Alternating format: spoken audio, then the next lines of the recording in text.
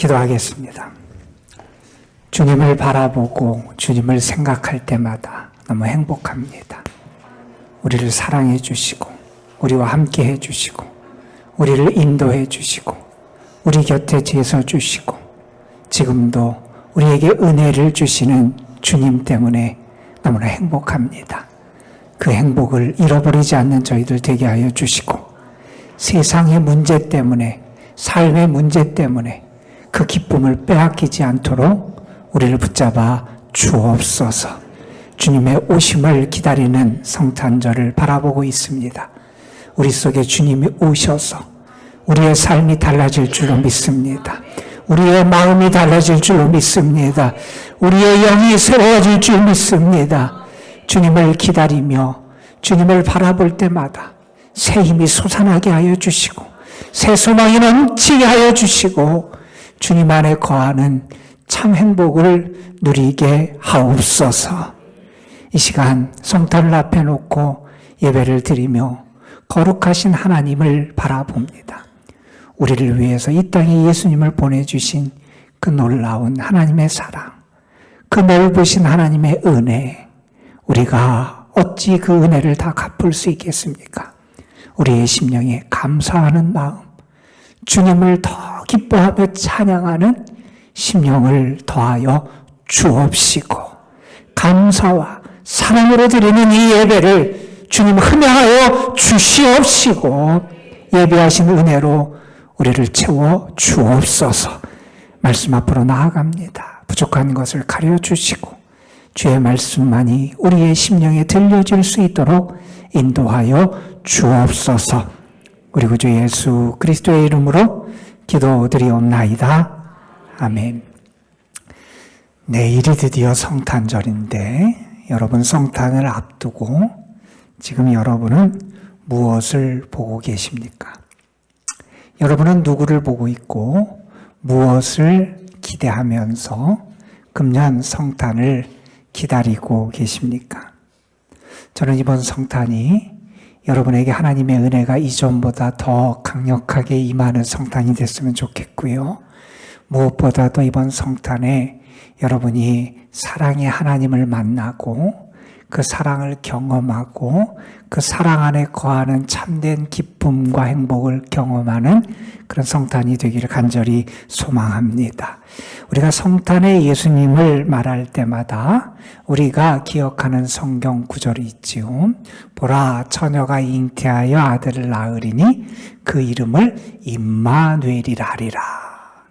예수님이 이 땅에 오신 것은 임마누엘의 사건이라는 하나님이 우리와 함께 하신 사건이고 하나님이 멀리 계셔서 우리의 삶에 상관없고 무관심한 하나님이 아니라 우리를 찾아와 주시고 우리를 만나 주시고 우리 곁에 계시고 우리를 구원하시는 그 임마누엘의 하나님을 예수 그리스도를 통해서 만나고 경험하는 게 성탄의 은혜다 하는 사실을 우리는 다시 한번 생각하게 됩니다. 천사가 목자들에게 전해준 성탄의 메시지를 보면 이런 말씀이 나와요. 오늘 너희를 위하여 구주가 나셨으니 곧 그리스도 주시니라. 이런 말씀이 있어요.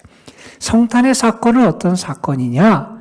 우리를 위한 구주가 이 땅에 오신 사건이라는 거예요. 우리를 살리시는 분, 우리를 건지시는 분, 우리를 구원하시는 분, 우리에게 은혜를 주시는 그 구주가 이 땅에 오신 사건이 성탄의 사건이고 그 사건은 저 옛날 예루살렘 혹은 유대 땅에 있던 이스라엘 사람만을 위한 사건이 아니라 오늘 우리를 위하여, 나를 위하여 구주가 오신 은혜의 사건이 성탄의 사건이다 하는 사실이죠. 여러분 교회 밖에 성탄 현수막을 걸어놨어요. 혹시 보신 분 계세요? 뭐라고 써있는지 혹시 아세요? 사랑의 왕 예수 그리스도 이렇게 써 있어요. 금년 성탄을 기다리면서 저는 정말 우리 속에 하나님의 사랑이 느껴졌으면 좋겠고요. 예수님이 사랑의 왕으로 이 땅에 오시고 우리에게 그 사랑을 보여주시고 그 사랑으로 우리를 부르시는 사랑의 왕 되시는 예수님을 만나는 은혜가 우리에게 있길 간절히 소망합니다. 사람들의 사랑은 이유가 붙어요. 조건이 붙어요. 뭐뭐 때문에 사랑한다 그래요. 만일 내가 이렇게 하면 사랑한다 그래요. 그래서 내가 나에게 잘했기 때문에, 나에게 뭘 줬기 때문에 사랑한다 그러고, 내가 만일 이렇게 하면 나도 너를 사랑해 줄 것이라고 말하는 게 사람들의 사랑입니다. 그러나 하나님의 사랑은 다르잖아요. 하나님은 어떻게 우리를 사랑하셨습니까? 우리가 아직 죄인 되었을 때, 우리가 하나님과 원수가 되었을 때, 세상적으로 보면 우리를 내쳐야 되고 벌을 줘야 되고 멸망을 시켜야 되는데, 그런 우리를 위하여 하나님이 예수 그리스도를 보내주셨잖아요. 하나님이 세상을 이처럼 사랑하사 독생자를 주셨어요. 왜요? 우리가 멸망치 않고 구원을 얻게 하시기 위하여 우리에게 독생자를 보내주셨다는 거예요.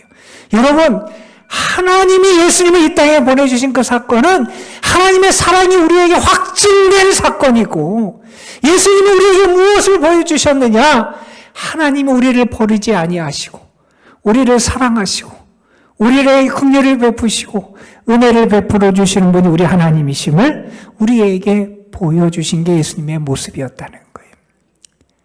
사람들은 조건을 따르지만 주님은 우리가 하나님과 원수되고 죄인이었음에도 불구하고 우리를 사랑하시는 그 사랑을 허락해 주셨습니다. 저는 이번 성탄이 여러분이 그 사랑을 아는 성탄이 됐으면 좋겠고요.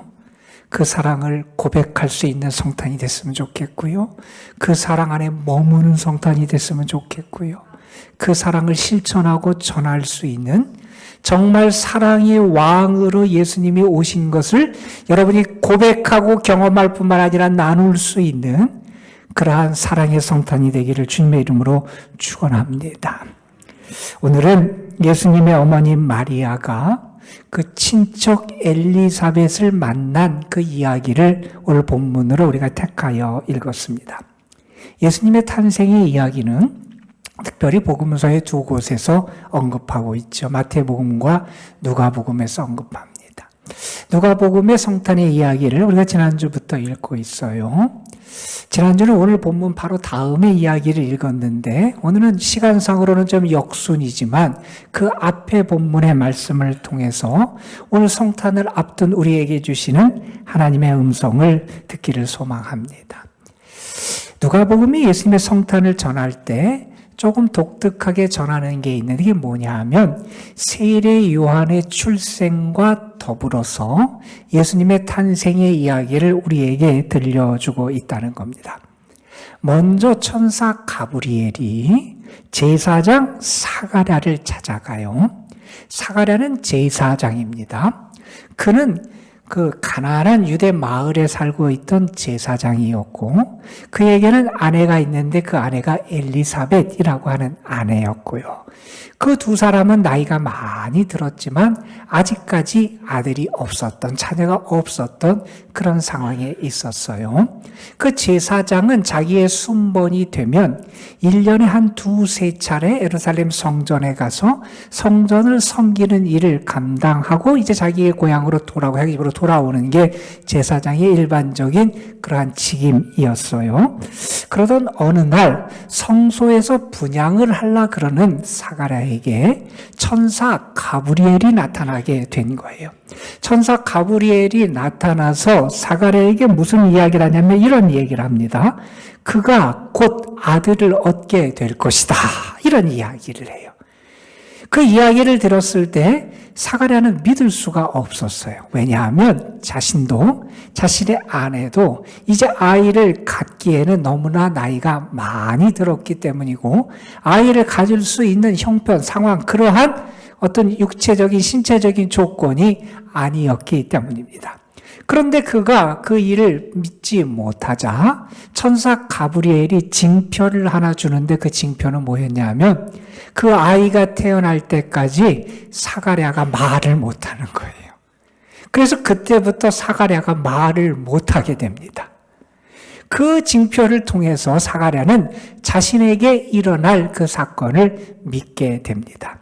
자, 이렇게 세례 요한의 탄생에 관한 고지가 사가랴에게 전해진 것을 먼저 언급한 다음에 이 누가복음의 이야기는 한 나사렛이라고 하는 작은 동네에 주목하게 됩니다. 그 동네에 한 여인이 있었는데 그 여인의 이름은 마리아라고 하는 여인입니다. 우리가 아는 것처럼 마리아는 요셉과 정혼한 상태였고 아직 결혼 전에 그 결혼을 준비하는 단계에 있었어요. 자기 집에서 결혼을 준비하고 그리고 그가 결혼 생활을 위해서 그렇게 시간을 보내고 있는 그때 어느 날 천사 가브리엘이 이번에는 마리아를 찾아온 겁니다. 마리아를 찾아와서 이런 이야기를 전합니다. 마리아여, 무서워하지 말라. 내가 하나님께 은혜를 입었느니라. 내가 하나님의 은혜를 입었다. 이런 말을 한 다음에 이런 메시지를 전합니다. 보라, 내가 잉태하여 아들을 낳으리니 그 이름을 예수라 하라.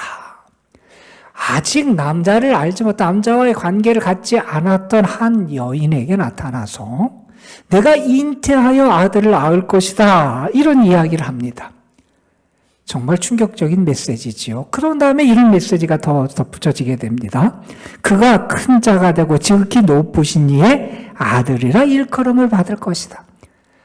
내가 메시아를 잉태할 것이고 너를 통하여 이 땅에 오시는 그분은 지극히 큰 자 하나님의 아들이라 일컬음을 받는 메시아가 너를 통해서 이 땅에 오실 것이다. 이런 이야기를 전하게 됩니다. 메시아가 나를 통해서 이 땅에 온다라고 하는 것은 큰 축복이지만 이 이야기를 듣는 마리아의 입장에서 이것은 참 이해하고 받아들이기 어려운 그러한 이야기였습니다. 그래서 참 혼란스러웠고요.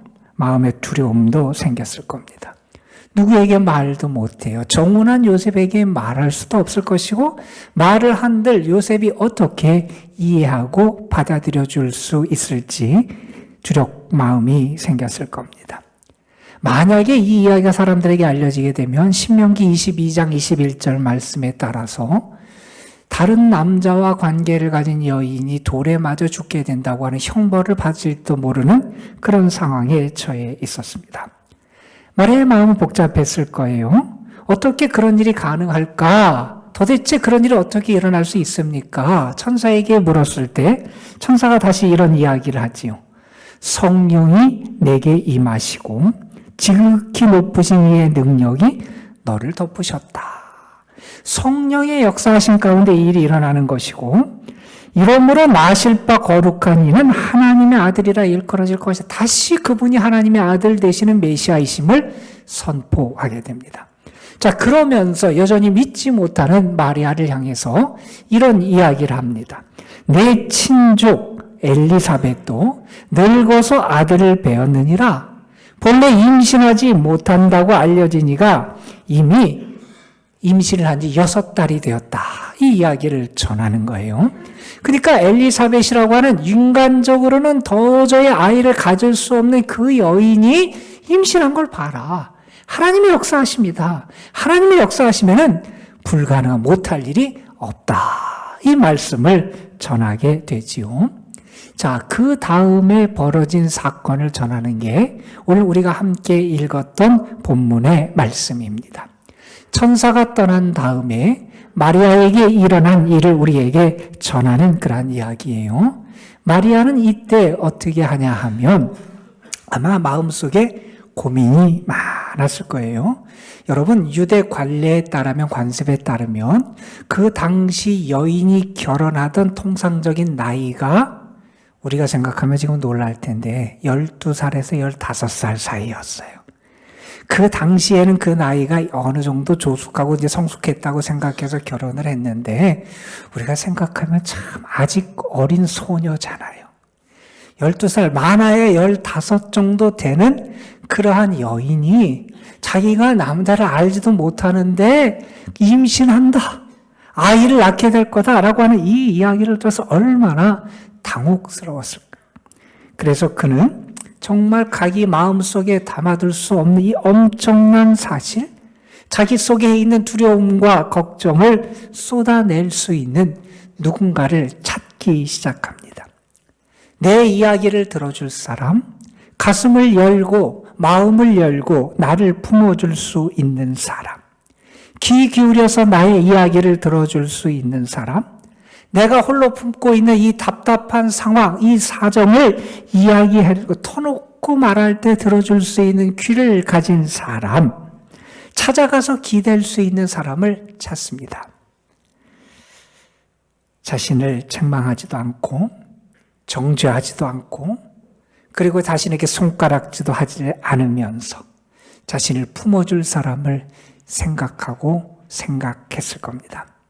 그러다가 한 사람을 떠올립니다. 그게 뭐냐면 천사가 말했던 엘리사벳이었습니다. 엘리사벳을 생각하니 그 사람이라면 자기의 이야기를 들어줄 것 같습니다. 그 사람이라면 내 말을 믿어줄 것 같았습니다. 그 사람이라면 나를 품어주고 안아줄 수 있을 것 같았습니다. 그 사람이라면 나의 두려움과 염려를 말해도 받아줄 수 있을 것 같았습니다. 그래서 엘리사벳을 떠올렸고 오늘 말씀해 보면 그래서 마리아는 자기에게 일이 일어났을 때 이제 서둘러서 빨리 유대 한 동네 엘리사벳을 찾아가게 됩니다. 그리고 그곳에서 엘리사벳을 만나서 지난주에 우리가 말씀을 나눴듯이 3달 동안 머물고 그곳에서 지내게 됩니다. 여러분 3달 동안 그곳에 머물렀다 하는 이야기는 3달 동안 마리아가 그곳에서 머물면서 충분히 영적으로 심적으로 회복될 만큼 엘리사벳이 그를 품어줬다 하는 것을 우리가 암시 받을 수 있습니다. 엘리사벳의 집에 갔어요. 엘리사벳이 자기를 찾아온 마리아를 맞이합니다. 그리고 나서 42절 오늘 말씀해 보면 엘리사벳은 마리아를 향해서 이런 이야기를 합니다. 여자 중에 내가 복이 있다. 내 태중의 아이도 복이 있다. 이런 얘기를 해요. 여러분 메시아를 잉태하고 메시아를 출산하게 된다고 하는 것은 큰 복이잖아요. 정말 큰 은혜를 입은 사람이라는 거예요. 그래서 말합니다. 마리아 너는 큰 복, 큰 은혜를 가진 사람이다. 복된 사람이라는 거예요. 메시아를 잉태했으니 얼마나 복을 많이 받은 거예요. 그래서 복된 사람이다 이렇게 축복을 해주는데 마리아는 복된 여인이었어요. 그리고 그가 또 다른 복을 엘리사벳의 집에 머물면서 받게 됩니다. 그 복은 누구를 통해서 그에게 주어졌냐면 엘리사벳을 통해서 주어지게 됩니다. 마리아가 은혜를 받았는데 그 은혜가 깨어지지 않도록 품어줄 가슴이 되는 사람을 만날 수 있었습니다. 그의 답답한 마음을 토로할 수 있는 사람을 만날 수 있었습니다.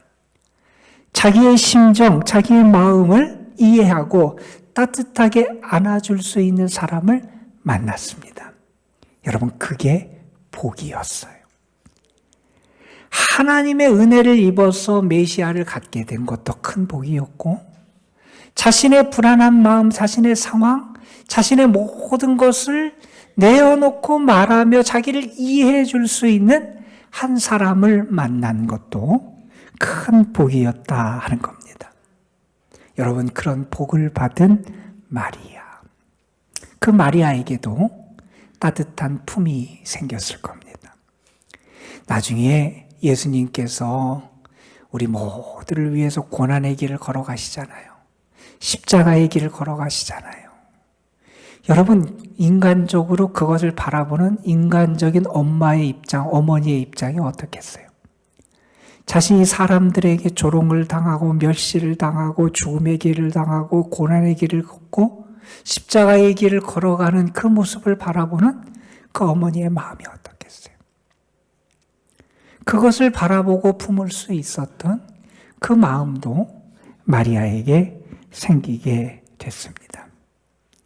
여러분, 우리가 성탄을 바라보면서 성탄을 기다리며 먼저 우리가 발견하게 되는 것은 뭐냐 하면 저 주님이 이 땅에 오셔서 우리를 구원하시기 위해서 걸어가신 그 주님의 길, 그 주님의 은혜는 어떤 은혜였냐면 우리를 품어주고 안아주는 은혜였다 하는 사실을 깨닫게 됩니다. 여러분, 어느 분은 십자가를 보면서 그런 생각을 했대요. 어느 예화에 보면 아이가 하는 얘기가 있어요. 십자가는 뭐냐? 십자가는 더하기다. 내 삶에 플러스가 되는 게 십자가라는 거예요. 그런데 어느 분은 십자가를 보면서 어떤 생각을 했냐면 십자가는 양손을 벌리고 우리를 품어주시는 주님의 품이 십자가다. 이런 생각을 하게 됐다 그래요. 십자가를 볼 때마다 우리를 품어주신 하나님이 보인 거예요. 십자가를 볼 때마다 우리를 품어주시는 주님의 사랑이 느껴지게 된 거예요. 십자가를 볼 때마다 우리를 부르시는 그 따뜻한 그 사랑의 하나님의 품이 보여지고 느껴지게 됐다는 거예요. 여러분, 히브리서에 보면 예수님에 대해서 이런 소개를 해요. 예수님은 우리의 연약함을 모르시는 분이 아니라는 거예요. 예수님은 우리의 고난과 우리의 형편을 모르시는 분이 아니라는 거예요. 예수님은 우리의 아픔도 아시고 우리의 연약함도 아시고 우리의 부족도 다 아신다는 거예요. 왜 아시느냐? 예수님이 친히 고통을 겪으셨기 때문에 예수님은 우리의 모든 것을 아시는 분이다. 그렇게 말씀을 해요. 그래서 우리가 깨어지고 찢어지고 그리고 우리가 죄 가운데 있고 우리가 연약한 상황에 있을지라도 우리가 정말 주님 앞에 나아가면 그런 우리를 외면하고 버리시는 게 아니라 오히려 우리의 연약함을 아시기에 우리를 더 긍휼히 여기시고 안아주시는 분이 우리 주님이시다 하는 사실입니다. 여러분, 내일이 성탄절이에요. 성탄을 앞두고 있어요. 저는 여러분에게 이번 성탄에 하나님의 품이 좀 보였으면 좋겠어요. 여러분을 위해 팔을 벌리고 계시는 하나님의 품, 여러분을 안아주시고 용서해 주시는 하나님의 품, 여러분을 위해서 모든 것을 내려놓고 여러분을 안아주시려고 기다리시는 그 하나님의 사랑의 품이 보여지는 은혜가 있길 간절히 소망합니다. 여러분, 십자가를 볼 때 하나님의 품을 볼 수 있다면 우리가 성탄의 주님을 통해서도 그 하나님의 품을 발견하고 안길 수 있는 그런 은혜를 누릴 수 있어야 한다는 겁니다. 여러분, 우리가 분명히 고백하고 확신할 수 있는 사실이 하나 있습니다. 그건 뭐냐 하면 세상이 나를 외면하고 세상이 나에게 등을 돌리고 세상 사람이 나에게 손가락질을 할 때도 나에게는 내가 찾아가 안길 하나님의 품이 있다는 겁니다. 나에게는 그 품이 있습니다. 내가 어떤 상황에 있든지 내가 심지어는 실패하고 나락에 떨어지고 내가 심지어는 죄 가운데 있고 내가 연약한 가운데 있을지라도 아니 세상이 다 나를 외면하고 손가락질하는 그 상황에 처할지라도 내가 찾아갈 품이 나에게 있다는 거예요. 내가 돌아갈 품이 나에게 있다는 거예요. 내가 찾아가서 안길 품이 나에게 있다는 거예요. 여러분, 주님은 우리가 언제나 돌아갈 수 있는 영원한 사랑의 품을 갖고 계신 분입니다. 우리 자신의 모습을 바라보면 주님 앞에 나아갈 수 없지요. 죄인이고 부족하고 부끄러움이 가득합니다. 하지만 우리를 위해서 모든 것을 내어주시고 자신을 주시기 위해서 이 땅에 오신 주님을 생각하면 담대하게 주님 앞에 나아갈 수 있습니다. 여러분, 마리아가 엘리사벳이 자기를 이해해 줄 것을 생각하고 서둘러서 빨리 엘리사벳을 찾아갔듯이 정말 하나님의 품이 사랑의 품이고 내가 그 품에 안길 수 있음을 믿는 사람은 주저하지 않고 빨리 그 하나님의 품으로 달려갈 수 있게 된다는 겁니다. 그리고 그 품 안에 거하게 됩니다. 거기에 머물러 있습니다. 그리고 그 품 안에서 새롭게 빚어지게 됩니다.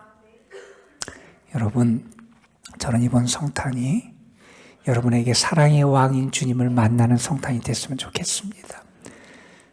주님을 통해서 하나님의 그 따뜻하고 그 포근하고 넓은 그 하나님의 사랑의 품을 발견하는 여러분이 되시기를 주님의 이름으로 축복합니다, 여러분. 우리가 정말 그 품을 발견하고 그 품 안에 머물러 있다면 우리에게 나타나는 열매가 있어요. 그게 뭐냐 하면 그런 하나님을 닮는 거예요. 내가 정말 하나님을 믿으면 하나님을 닮아가게 돼 있어요. 하나님의 사랑을 내가 경험하면 나도 사랑할 수 있게 되잖아요. 여러분, 내가 정말 그 사랑의 품을 경험하고 깨달았다면 우리가 이번 성탄에 가져야 될 우리에게 있어서 꼭 있어야 될 것 하나가 있습니다. 그게 뭐냐 하면 나도 그러한 품을 하나 갖는 거예요.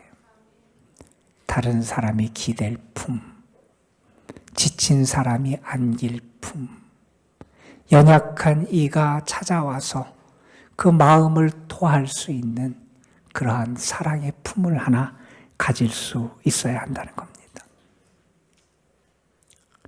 여러분, 저는 여러분에게 언젠가 여러분이 힘들고 어려울 때 달려가서 안길 품이 있기를 소망합니다. 나에게 그런 품이 있다고 하는 건 참 행복한 거예요. 우리가 어머니를 생각할 때 그런 품들을 생각하잖아요. 내가 안길 품이 있다고 하는 건 정말 행복한 겁니다. 혹시 그러한 품이 없다면 그러한 품을 하나님 안에서 발견할 수 있는 여러분이 되시기를 간절히 소망합니다, 여러분. 그리고 여러분, 정말 내가 그러한 품을 갖기를 원한다면 그런 품을 갖기 원하면 내가 먼저 그런 은혜를 나눌 수 있는 지혜도 우리에게 필요하다는 거예요. 그저께 수요 예배를 드리면서 잠시 인용했던 내용인데 다시 한번 들려드리려고 그래요. 어느 분이 쓴 글이에요. 남의 손을 씻다 보면 내 손도 따라 깨끗해집니다. 남의 귀를 즐겁게 해주다 보면 내 귀도 따라 즐거워집니다. 남을 위해 불을 밝히다 보면 내 앞이 먼저 밝아집니다. 남을 위해 기도하다 보면 내 마음이 먼저 밝아집니다. 일본에서 있었던 일이에요. 한 젊은 여인이 자살을 시도했어요. 너무 삶이 어려웠고요. 가진 것이 너무 없었어요. 삶이 고단하고 인생의 회의를 느낀 이 젊은 여성은 기차에 자기 몸을 던졌다 그래요. 근데 살았어요. 두 발이 잘려나갔고요. 왼쪽 손이 잘려나갔어요. 오른쪽 손만 남았고 오른쪽 손에서도 손가락 2개가 잘려나갑니다. 오른손만 남았고 손가락 3개만 남은 거예요. 그 자신의 몸을 보고 그 상황을 생각하면 또 절망스럽잖아요. 그래서 이번에는 수면제를 먹고 자살을 할 계획을 세웁니다. 그녀가 그런 생각을 갖고 있을 때 한 사람을 통해서 복음을 만나게 돼요. 예수님을 만나게 되고 주님을 영접하게 되고 복음을 받아들이게 됩니다. 너무나 힘들고 또한 없는 것 때문에 너무나 고단했던 그녀의 인생. 그런데 주님을 만난 다음에 그녀는 이렇게 고백을 합니다. 오른팔에 손가락이 무려 3개나 붙어 있는 것이 감사할 따름입니다. 자기에게 다 없어진 것을 보는 게 아니라 있는 것을 보고 감사하는 마음을 갖게 됩니다. 그 여인은 자기에게 복음을 전해준 그 남자와 결혼하게 되고요. 사람들에게 자기보다 어려운 사람들을 만날 때마다 이런 이야기를 해준다 그래요. 힘내세요. 하나님은 나 같은 사람도 사랑하십니다. 당신이 귀한 것을 잃었을지 모르지만 그래도 남은 것이 있습니다. 하나님의 목적을 따라 살게 되면 삶은 황홀한 것이 될 겁니다. 너무나 어렵고 힘들어요. 여러분 지금도 살아있지만 그런 장애를 가지고 살아간다는 걸 얼마나 어렵겠어요. 이런 것이 너무나 많아요. 참 힘든 삶을 살아가요. 그런데 그녀의 영혼이 이렇게 평안할 수 있었던 이유는 다른 것이 아니었습니다. 그녀는 하나님의 사랑의 품을 발견했기 때문이었습니다. 여러분에게 정말 하나님의 품이 사랑의 품으로 믿어지십니까? 하나님이 여러분을 사랑하고 안기 위해서 이 땅에 예수님을 보내주신 사실이 믿어지십니까? 성탄을 맞이하면서도 하나님의 따뜻한 사랑의 품을 발견하지 못한다면 우리는 불행한 신앙인이 되고 말 겁니다. 저는 이번 성탄에 여러분이 하나님의 따뜻한 사랑의 품을 발견하고 그 안에 거하고 그 사랑을 누리는 성탄이 되기를 주님의 이름으로 축복합니다, 여러분. 그리고 기대합니다. 여러분이 그러한 품을 하나씩 갖게 되기를 기대합니다. 오늘 재무부가 좀 힘들 것 같아요. 오늘 재무부가 왜 힘들 것 같으냐? 어느 분이 그 저금통을 가지고 오셨어요. 저금 1년 동안 모은 동전도 있고 지폐도 있고 저금통을 가지고 오셨어요. 개수하려면 아마 힘드실 거예요. 근데 저금통이 하나가 아니에요. 또 다른 분도 가지고 오셨어요. 왜 가지고 오셨느냐? 사랑의 헌금으로 그렇게 사랑을 나누기 위해서 가지고 오셨어요. 저는 여러분의 마음속에 사랑의 품이 있었으면 좋겠습니다.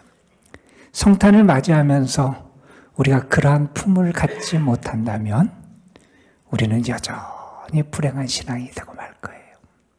이번 성탄이 하나님의 사랑을 정말 알고 그 사랑 때문에 내가 얼마나 존귀해졌고 그 사랑 때문에 내가 얼마나 부유해졌고 그 사랑 때문에 내가 얼마나 행복해졌는지를 여러분 경험하고 고백하는 성탄이 되시기를 바라고 그 사랑을 나눌 수 있는 그런 은혜가 여러분의 삶에 가득하시기를 주님의 이름으로 축원합니다.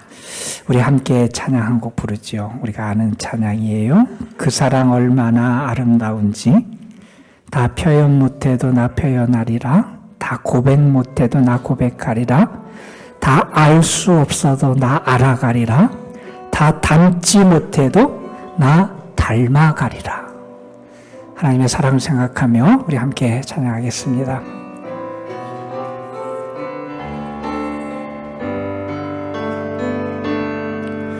다 표현 못해도 나 표현하리라.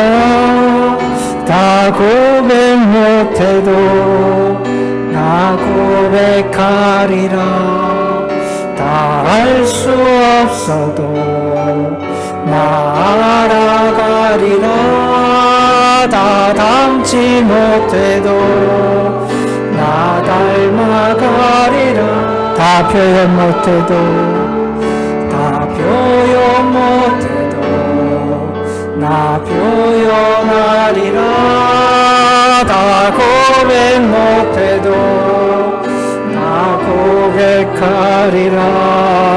다 알 수 없어도 나 알아가리라. 다 닮지 못해도 나 닮아가리라. 그 사랑 얼마나 아름다운지 그 사랑 얼마나 날 부욕해 하는지 그 사랑 얼마나 크고 놀라운지를 그 사랑 얼마나 나를 감격하게 하는 그 사랑 얼마나 아름다운지 그 사랑 얼마나 아름다운지 그 사랑 얼마나 날 부욕해 하는지 그 사랑 얼마나 크고 놀라운지를 그 사랑 얼마나 나를 감격하게 하는지. 기도하겠습니다. 하나님, 이번 성탄은 우리가 사랑의 주님을 만나는 성탄이 되게 하여 주옵소서. 양팔을 활짝 벌리고 우리를 품어 안아주시는 그 주님, 그 주님의 사랑의 품을 보게 하여 주옵소서. 그 사랑의 품 안에 안기게 하시고 그 품 안에서 새롭게 빚어지게 하여 주옵소서. 또한 우리로 하여금 다른 사람이 안길 따뜻한 사랑의 품이 되게 하옵소서. 우리 구주 예수 그리스도의 이름으로 기도드립니다. 아멘.